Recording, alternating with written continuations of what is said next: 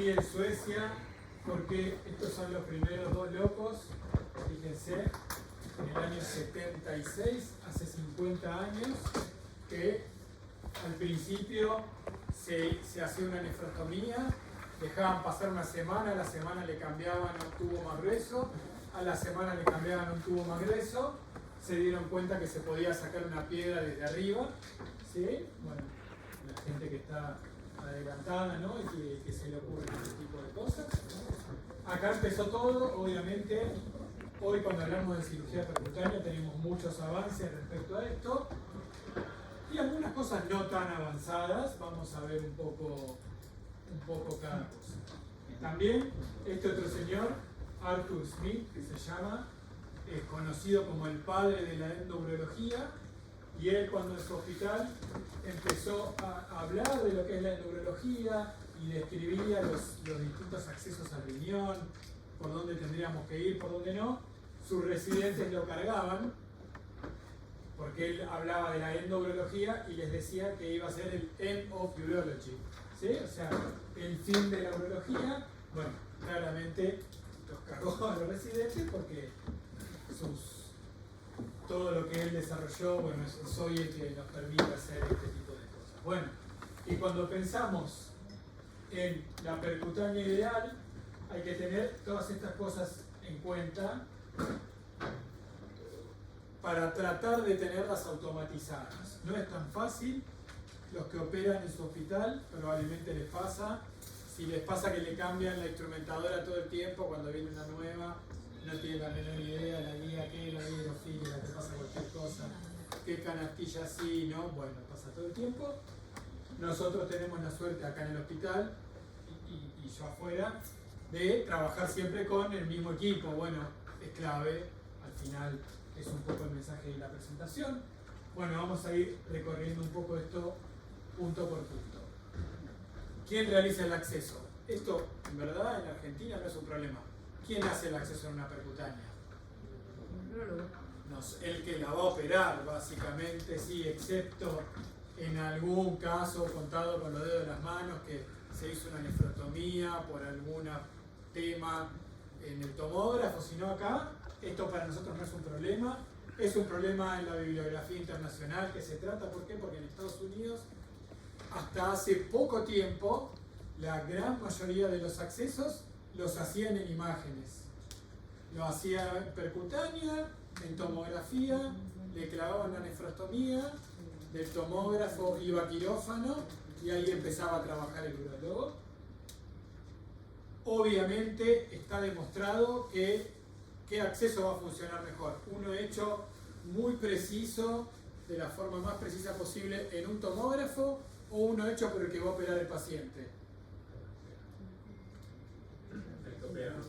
El que opera, porque no es solo la precisión de entrar por la papila del cáliz, sino que muchas veces vemos la tomografía antes y no es lo mismo la tomografía que ver la pielografía, ver la contextura del paciente, ver cuando lo pongo de costado o boca abajo, qué lugar realmente me va a servir mejor para trabajar.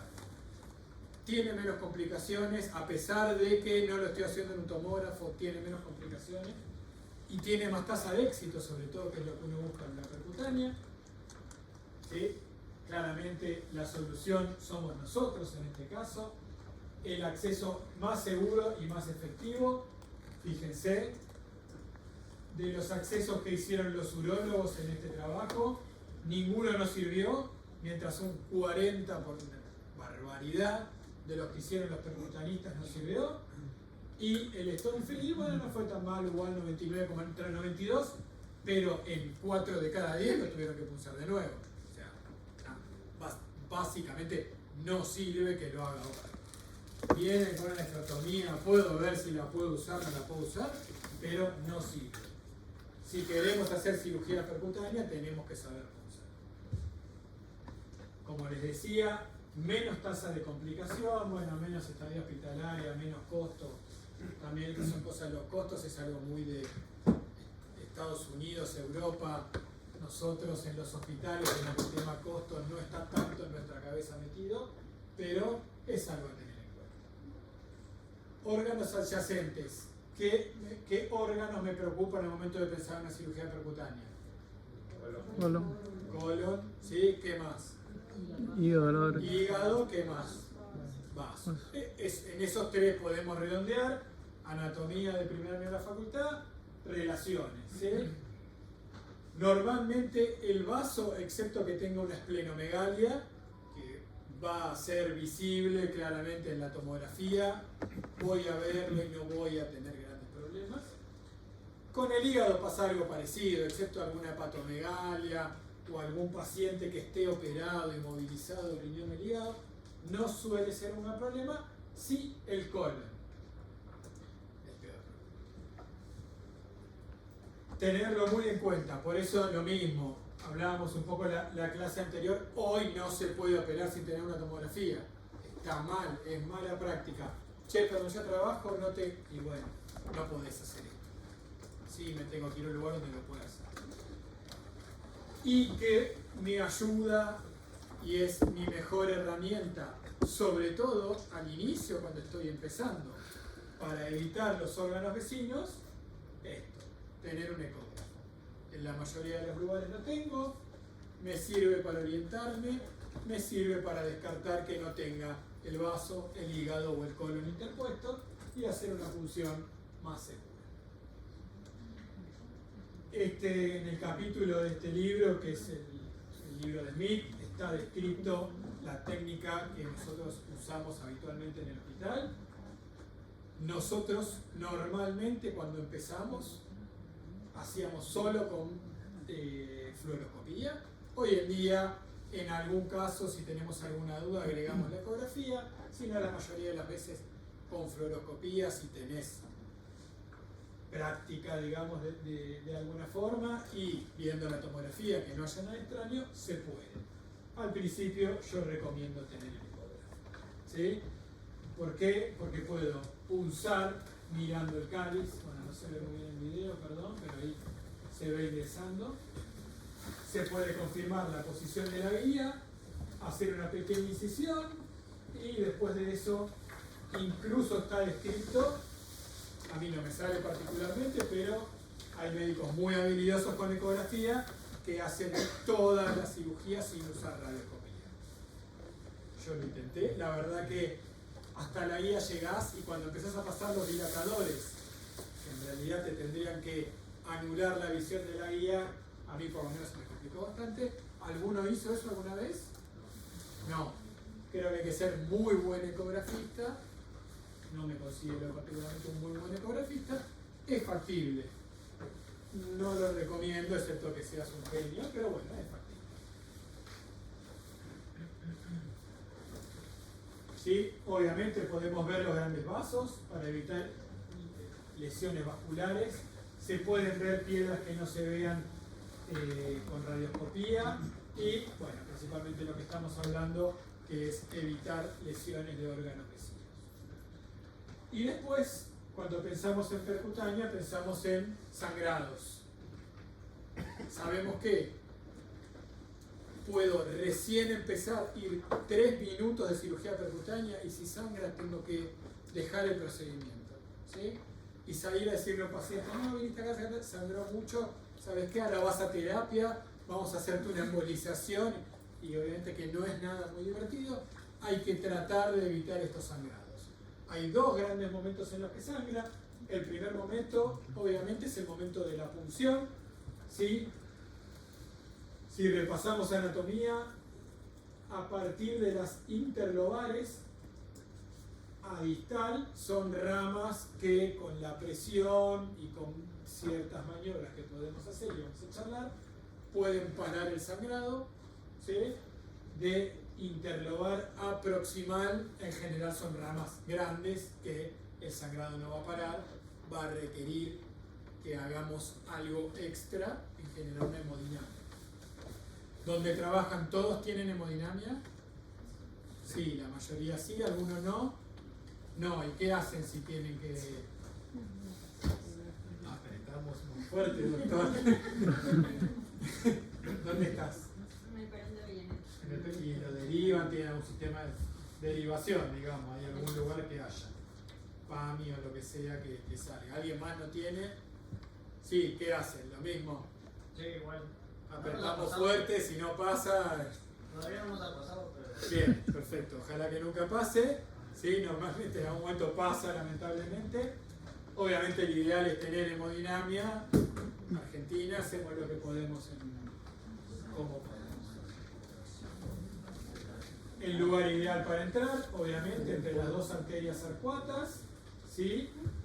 Centro de la papila, menos sangrado por la línea de Brody que está descrita anatómicamente con ese nombre propio, que es 2/3 con 1/3 de unión posterior, lo que veíamos en la primera imagen. Muchísimas veces no se entra por ahí y no sangra, y algunas veces entro por ahí y sangra igual. Y bueno, son esas cosas que es imposible predecir. Sí, cuanto mayores medidas de seguridad tome, menos chance, pero, bueno, acá lo tenía, perdón, pero imposible de predecir. Entonces, esto está dado vuelta, posterior, anterior, como si el paciente estuviera boca abajo. Este plano, ¿sí? El eje posterior, es donde hay menos interposición vascular. Lo mismo, en el cáliz inferior hay menos volumen de vasos que en los cálices superiores, por eso el riesgo de sangrado es menor. Hay urólogos que punzan todo en el cáliz superior y no les sangra más que los que punzamos en el cáliz inferior. Bueno, sí, porque no lo sé, pero está distinto. Entonces, como decíamos, la función papilar es importante, ¿sí? Tanto en prono como en supino. Algunas maniobras, ecografía, como dijimos, guía radioscópica, por supuesto. Hay una maniobra que es, por ejemplo, con un ureteroscopio flexible o con el open end, con el que instilamos contraste, tirar aire. Si tiro aire, el aire obviamente va a ir a lo más arriba, ¿sí? Que si el paciente está en prono, va a ser lo más posterior, y de esa forma me puede servir a veces cuando tengo superposición de cálices para poder decir, este es el que tiene aire, es el más posterior. ¿Sí? Más allá de lo decorativo, en general vamos a ir a punzar donde está la piedra. ¿Estamos de acuerdo? Podemos hacer un acceso combinado con guía fluoroscópica y endoscópica. En Argentina es algo que no solemos hacer, más allá de una cirugía que en la previa pensemos que va a ser un acceso combinado, porque nadie abriría un ureteroscopio flexible para mirar cómo entra una aguja, ¿sí? Porque es muy caro para nosotros, excepto en algún caso que vayamos a hacer un acceso combinado y ya lo tengamos previsto en la previa. Idealmente el centro de la papila y no muy profundo, porque si me paso en profundidad, no, yo entré por el centro acá, pero me fui hasta el otro lado, bueno, vamos a tener otro tipo de problema. Ventajas, bueno, de hacerlo en forma endoscópica, un acceso combinado, obviamente es mejor darnos cuenta de la localización, se lastima menos el parénquima. Creo que una de las principales ventajas es esta, porque si yo estoy mirando la entrada, ahí sí puedo no usar rayos, porque estoy mirando la entrada de los dilatadores. Bueno, y la ventaja de la cirugía endoscópica combinada. La desventaja, claramente, 2 cirujanos, más equipos descartables, un poco más de tiempo, no tanto, yo diría que menos que esto, pero más tiempo, y el cáliz ese donde quiero entrar está ocupado, a veces me dificulta para entrar, a veces no. El segundo momento de sangrado es el momento en el que dilato, ¿sí? No es lo mismo querer meter algo de 2 centímetros que algo de 2 milímetros para hacerlo fácil. Bueno, de la mano de esto es de la mano en que cada día, y lo van a ver después en la clase con Jorge, tendemos a que sea más pequeño lo que metemos. Por el uréter, por el riñón y por todos lados, cuanto más chiquito, menos lastima, es algo bastante fácil de darse cuenta, ¿sí? ¿Todos usan nefroscopio común? Sí. Sí, la mayoría sí, de 26, algunos de 24 en algún lugar, pero cirugía percutánea tradicional. Bueno, para hacer una cirugía percutánea tradicional, si yo tengo un 26, el ideal es tener 28-30 mi tracto, tengo un 24, 26, 28. Para tener buena entrada-salida, 30 French es 1 centímetro, ¿sí? Y eso es el diámetro interno, ¿sí? Es como que es 1 centímetro, 3, 4 más o menos el diámetro del Laplace. No es poco en volumen, de la mano de poder usar nefroscopios de menor calibre, puedo reducir. Hoy en día prácticamente nefroscopio común, por llamarlo de alguna forma, no uso nefroscopio de 12 con tracto de 16, ¿sí? Por volumen, ¿sí? Volumen, piensen que es un cilindro el agujero que uno hace, no es un área. Por volumen baja más de la mitad el volumen de daño de parénquima. Si lo tengo está buenísimo, no lo tengo, hago lo que puedo, vuelvo a decir lo que dijimos antes. Pero sí, está claro que la mini percutánea en sus múltiples variables, que después van a ver un poco más en detalle, porque está mini per, super mini per, son todas huevadas que cambian 2 French, pero no importa. Todas las variables de la mini percutánea reducen notablemente el sangrado, ¿sí? Está claro. Sí, tengo una limitante. Para trabajar con mini percutánea, ¿cómo tengo que romper? Láser. ¿Sí? No, pero está la varilla, sí, no sé. Para trabajar mini percutánea necesitas láser, porque necesitas reducir. ¿Podés meter la varilla? Sí, pero como vos vas a romper las piedras y el poco flujo que tenés, porque tenés menos flujo obviamente con un nefroscopio común, no te va a permitir romper con energía mecánica a punto tal del diámetro de piedras que tienen que salir. Entonces necesito el láser. Pero bueno, menor invasividad, menos lesión de tejidos, menos sangrados, menos posibilidad de necesitar hemodinamia, menos estadía postquirúrgica y se puede hacer una dilatación one shot que también te reduce bastante el tiempo de radioscopía. En los que hacemos esto, que todos los días operás, y bueno, está bueno reducir el tiempo de radioscopía. No es grave nuestra exposición, pero está bueno reducir. La visibilidad. ¿Cómo logramos la visibilidad? Básicamente con esto, con agua. ¿Alguien trabaja con bomba? No, bomba de residente, siempre. Perfecto, bien, la mejor forma. Hay lugares que trabajan con bomba, la bomba no es mala. El problema de la bomba es, a todos nos habrá tocado alguna vez apretar, y no es apretar y nunca pares de apretar. Un rato hay que apretar, un rato hay que parar, un rato hay que apretar muy fuerte, otro rato muy despacito. Bueno, todo eso requiere cierta destreza de la bomba residente, que obviamente no va a ser alcanzada tan fácilmente por un equipo que solo aprieta y tira agua a chorros. Hoy existe, sobre todo para ureteroscopía flexible, hay un dispositivo, pero que tampoco funciona tan mágicamente como debería funcionar en la teoría, que te mide la presión y de acuerdo a la presión irriga más o menos. La realidad es que yo, la vez que lo quise probar, no funcionó, pero al margen de eso, no hay como una persona para darse cuenta, y porque a veces, aunque la presión sea mucha, apretame igual, ¿sí? Después veremos si se lastima o no el riñón, pero peor es que me sangre ahora. Y esas son cosas que un sistema automático que te va a marcar, no pasemos 44 centímetros de agua, no se lo puedes explicar, obviamente. A la instrumentadora circulante tampoco se lo puedes explicar y no te lo va a hacer. Y que el único que te lo va a hacer bien es alguien que sabe lo que está pasando en la cirugía. Entonces, la presión de agua puede venir.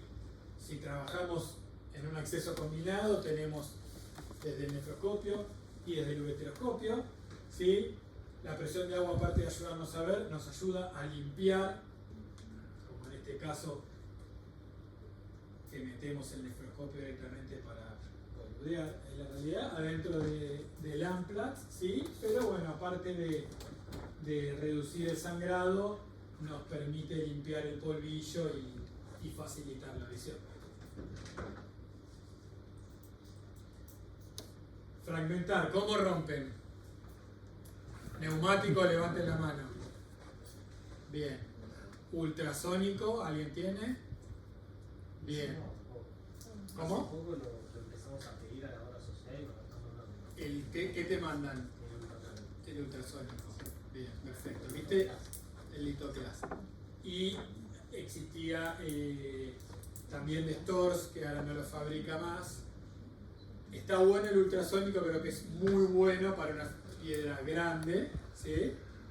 Para una piedra normal creo que no es necesario. Si lo tenés y te lo traen, genial, reduce bastante los tiempos de la cirugía. En litiasis coraliforme reduce bastante. Láser, acá, allá, bien. Bueno, hoy en día la tendencia es que cada vez sea más todo con láser, porque si la tendencia es a que sea más chiquito el nefroscopio, y hace un rato dije que para tener un nefroscopio chiquito necesito láser, es hacia donde va la tendencia. Es lo único, no, es hacia donde va la tendencia. También, ¿por qué? Porque tengo un láser, puedo hacer ureteroscopía, puedo hacer percutánea, puedo hacer acceso combinado, podría hacer HOLED, incluso HOLED de baja potencia, entonces también es como tengo una sola arma para disparar y me sirve, no sé si para todo, pero es bastante versátil el láser, sobre todo si tenemos un láser, ponele, de 60 watts, bueno, ahí puedo hacer un HOLED más o menos tranquilo, yo no soy especialista en HOLED, pero hemos hecho, ni hablar si tengo un láser de 100 watts, ¿no? Como que bueno, tengo un solo equipo y con un solo equipo puedo hacer todo. ¿Es hacia dónde va la tendencia? ¿Es la única forma? No. ¿Sí? ¿Se activa el video? Sí. Bueno. Los que tienen láser sabrán, no existe ninguna piedra que no pueda ser rota por un láser, porque una vez alguien me dijo, pero en un láser no la rompió. En un láser de mediana potencia por lo menos, a veces toma más, a veces toma menos tiempo, pero el láser termina por las características físicas del láser de deshidratar, rompiendo las uniones y la piedra se rompe. A veces si tengo un láser de baja potencia, tengo que tener mucha paciencia, ese es otro tema. ¿Sí? En este caso es un láser de alta potencia. Perdón, no sé si se pasa aquí. Si toco acá.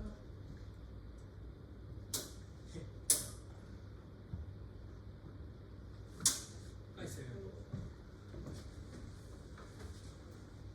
Bien, en definitiva, el objetivo con el láser, con cualquier forma de litotricia que yo tenga, es romper la piedra de fragmentos y sacarla. Lo mejor es de un fragmento del tamaño del Amplatz que yo uso. Si yo estoy usando un Amplatz de 30 French, son piedras de más o menos 1 centímetro. Cuanto más grande, menos pedazos, menos que se va a tener que salir y entrar, menos cambios de presión que puede hacer que salga. En un momento estuvo muy de moda lo que es el láser de thulium, ¿sí? Principalmente para ureteroscopía, no tanto para cirugía percutánea. Si tengo el láser de thulium me sirve también para una cirugía percutánea, probablemente tardando un poco más. Si voy a tratar una piedra grande, de la mano de lo que hablábamos antes, no es la herramienta ideal el láser, puedo romper, voy a necesitar bastante más. Y el neumático sirve perfecto, ¿sí?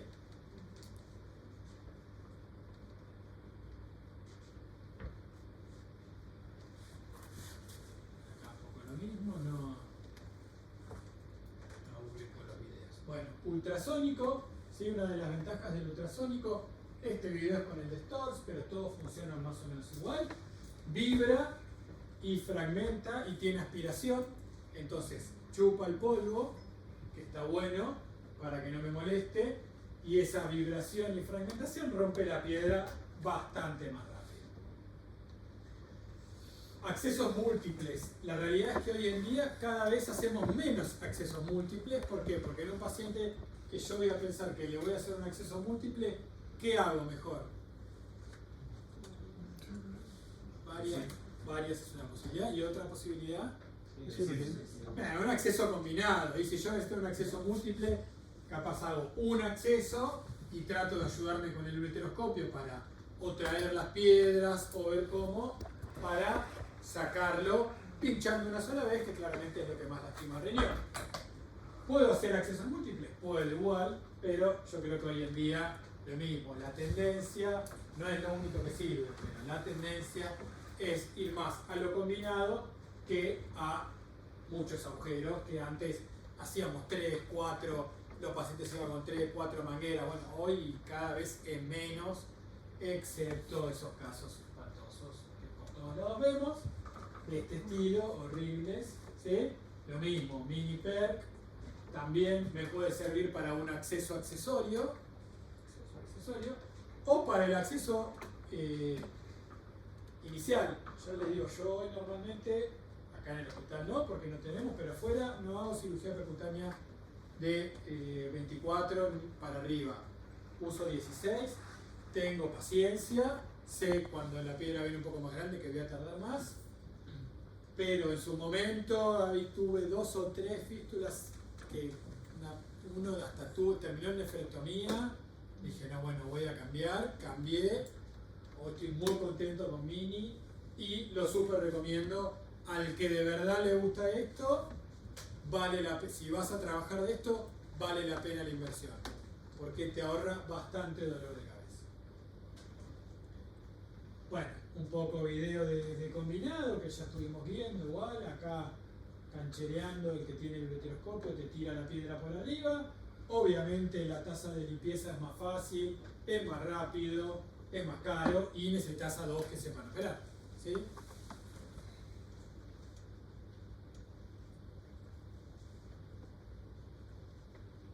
Manera muy bien que sale la piedra, los videos por supuesto, después la vas a hacer.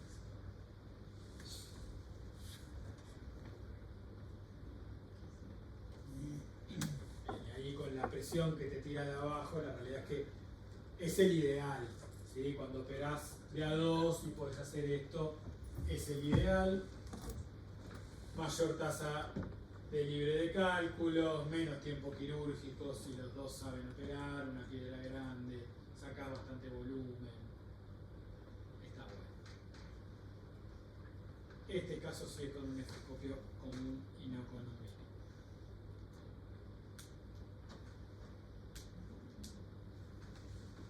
Bien, para Mini, ¿qué creen? ¿Es indispensable hacerlo en posición de Valdivia modificado o sus variables?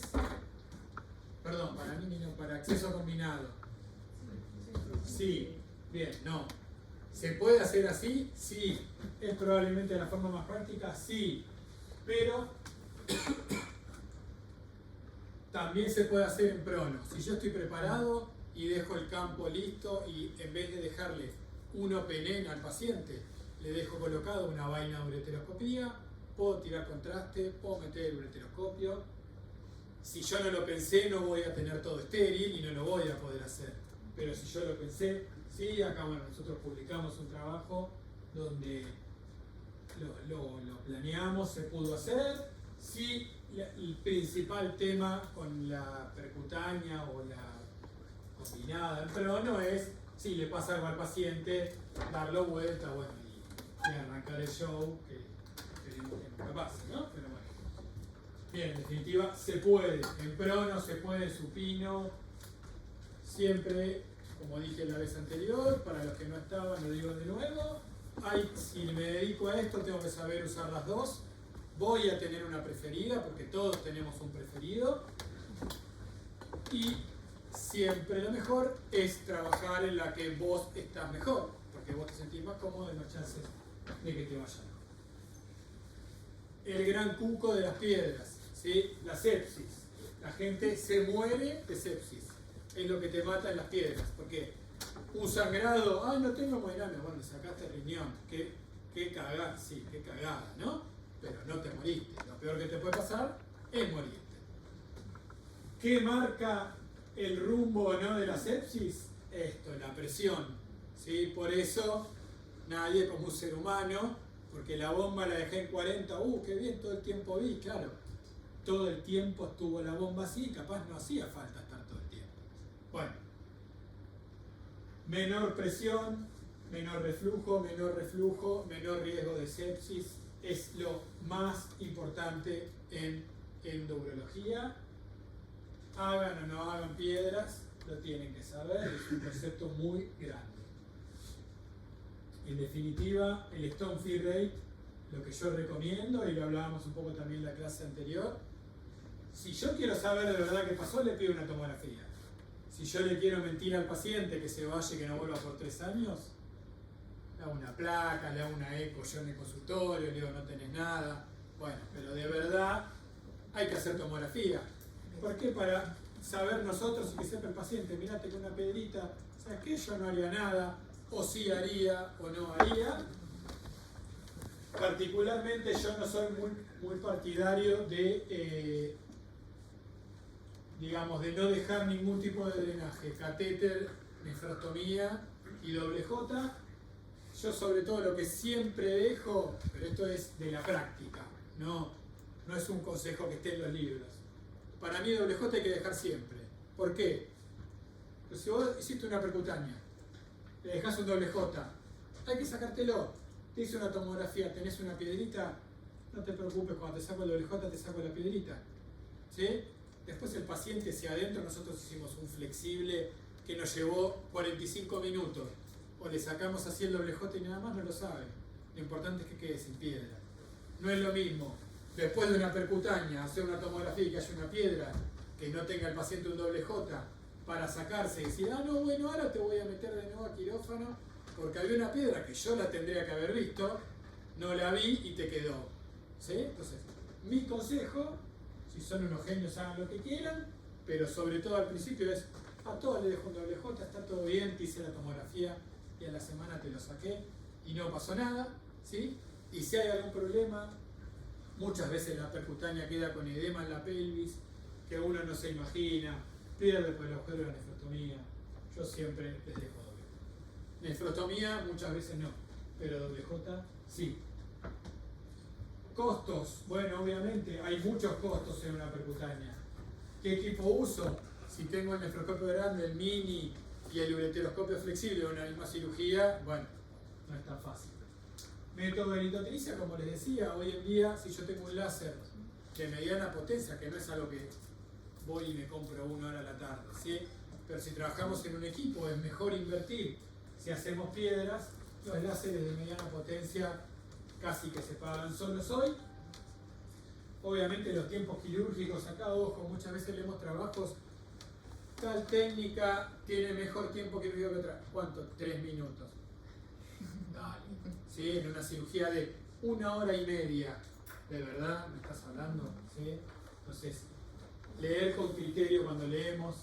El tiempo de internación, obviamente hoy en día la percutánea se hace cada vez menos de la mano de la ureteroscopía y de la mano de la mini percutánea, que es una percutánea, pero normalmente hoy, si no pasa nada extraño, son menos de 24 horas.